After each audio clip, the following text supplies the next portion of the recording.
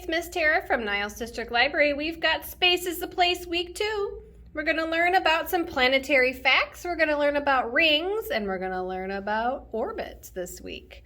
We're going to read Saturn Could Sail and Other Fun Facts by Laura DeSena and Hannah Elliott, illustrated by Pete Oswald and Aaron Spurgeon.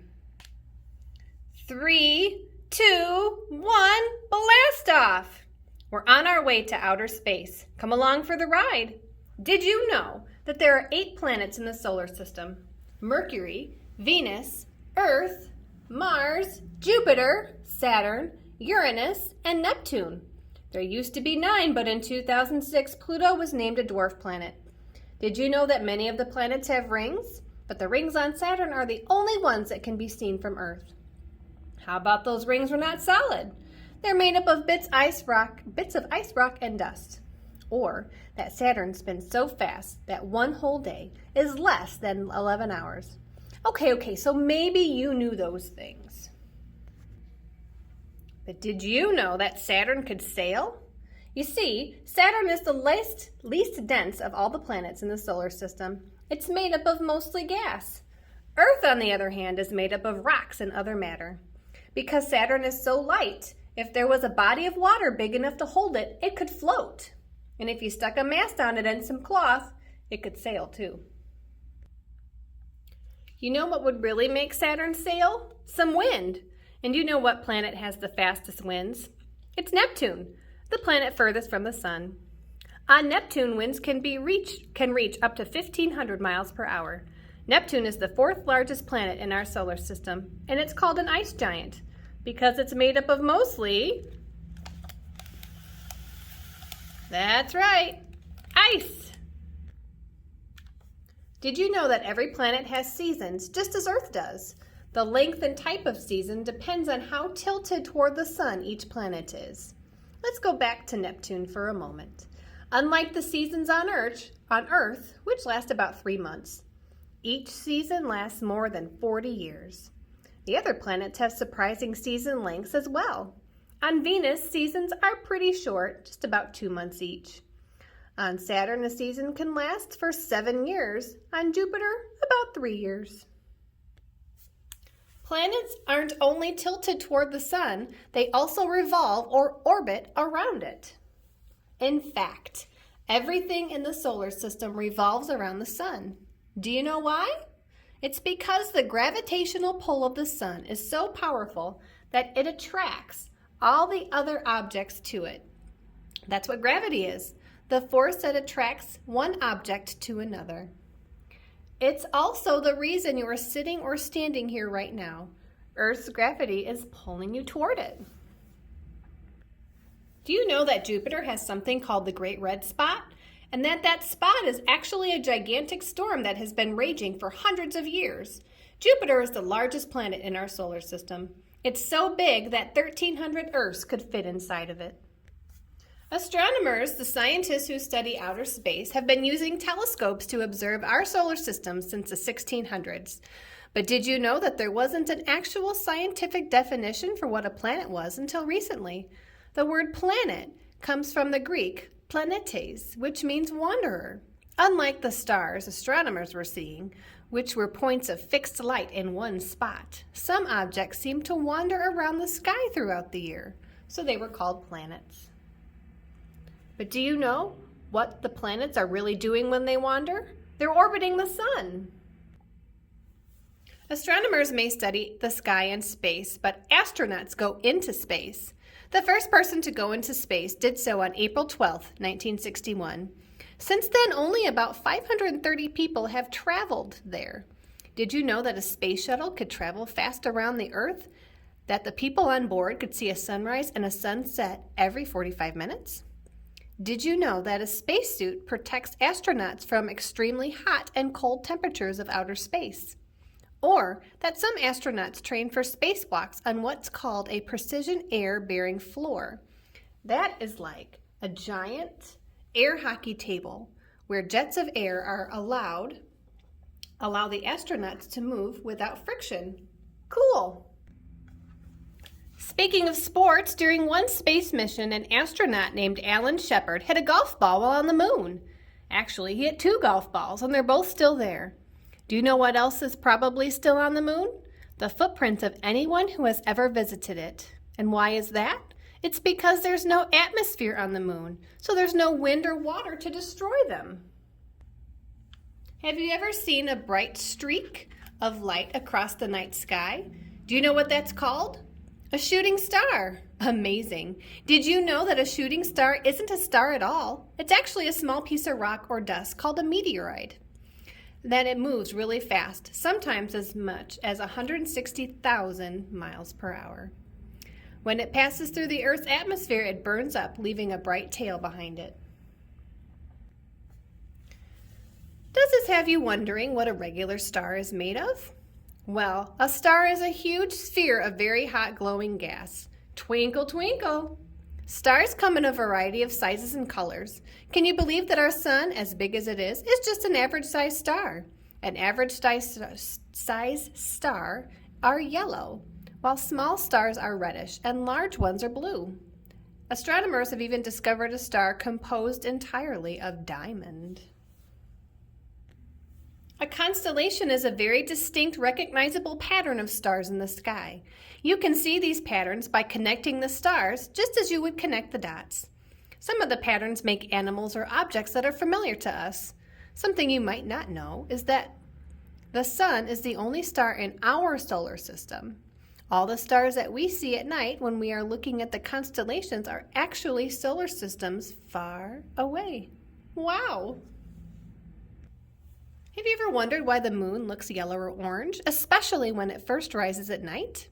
This is due to the atmosphere. You see, when the moon is near the horizon, there's a lot of atmosphere for its light to pass through. And by the time the moonlight gets to your eyes, the green, blue, and purple parts of the visible light have been scattered by air molecules, so you only see yellow, orange, or red. It takes the moon about 27 days to orbit around the Earth. And during that time, the moon goes through 8 phases. The moon is known for having tons of craters on it. And where did those craters come from, you ask? They came from comets and asteroids that crashed into the moon billions of years ago. Comets are cosmic snowballs made up of frozen gas, dust, and rock. Comets come from the Kuiper Belt and the Oort cloud. These snowballs may have crashed into Earth as well, and that's why Earth may have gotten its water. Asteroids, on the other hand, are metallic rocky bodies. They can be found in an asteroid belt with thousands of other asteroids orbiting the sun. Did you know there is something in space we cannot see, no matter how powerful a telescope we look through? It's called a black hole. That's a place in space where gravity's pull is so strong that not even one bit of light can get out. Even though there are technically invisible, special telescopes that float in space can help find black holes. They spot them because the stars that are near the holes give off high energy light. Astronomers think that there may be millions of black holes in Earth's galaxy. By the way, did you know what Earth's galaxy is called? It's the Milky Way. And the reason we say Earth's galaxy is because there are actually hundreds of billions of galaxies in the universe. The Milky Way is a very attractive, active galaxy. It is constantly changing. In fact, you know that the new stars are born all the time in our galaxy. A team of astronomers is still trying to figure out exactly how many stars are produced and how often, but they think it's about 7 new stars per year. Stars are born in large, cold clouds of gas and dust. They are called nebulas. The clouds eventually start to shrink under their own gravity, and as they get smaller, they break apart into pieces. Then the temperature of these pieces start to rise. When it hits about 20 million degrees Fahrenheit, phew, that's hot, the pieces become stars. The farthest spacecraft has ever gotten into the edge of the solar system, Voyager I, a research craft launched into space in 1977, flew past Jupiter and Saturn. It even discovered active volcanoes on one of Jupiter's moons. Voyager I continues to float in space. It carries with it a greeting message of sounds and images that show how life and culture on Earth, in case it means any form of life. Did you know that in the same year Voyager 1 was launched, so was Voyager 2? Voyager 2's purpose was to explore Uranus and Neptune, which it has done. And since Uranus is made up of mostly ice and Neptune is made of solid core surrounded by gas, unlike Saturn, those planets sure couldn't sail. All right, friends, that was a great story about some true facts about different types of planets and rings and orbiting, which is what we're learning about this week. So a really fun craft that you could do super easy at home, wherever you are, is making your own planet, your favorite planet possibly, out of a coffee filter. So what I did is I made this planet. So can you try to guess what planet I made? So it's kind of brown and orange and yellow.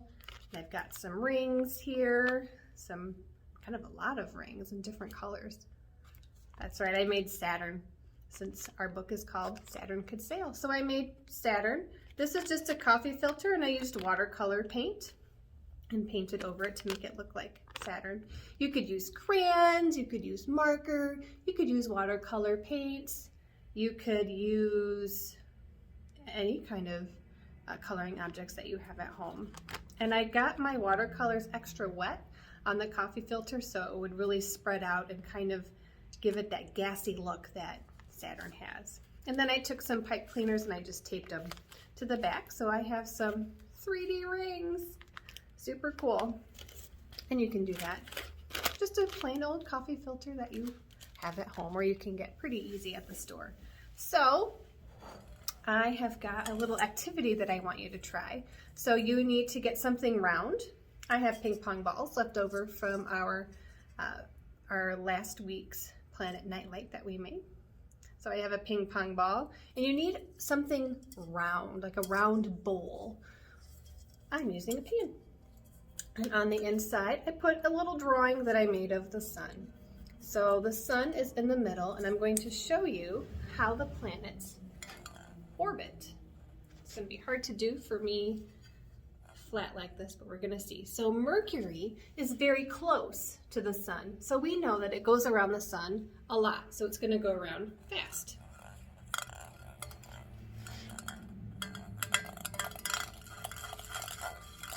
See how fast Mercury goes around the sun? It goes around really fast around the sun. Now when we think of Earth, Earth takes 365 days or a year, so it goes around kind of medium.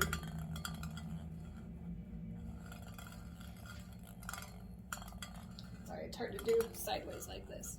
So you're going to take your pan and make it go around medium. All right. Now when you think of the planets that are far away, like Saturn and Jupiter, Uranus, Neptune, even Pluto, my personal favorite, they're going to go around our pan very slowly. Make it go around super, super slow. Super, super slow. Super, super slow. So we have Mercury that goes around really fast. He's the first planet in line. And then the other planets go a little bit slower. So Venus is still pretty fast, but not as fast. And then there we have Earth, maybe Mars. Then the gas giants are even slower, and by the time we get to poor Neptune, he's going so slow.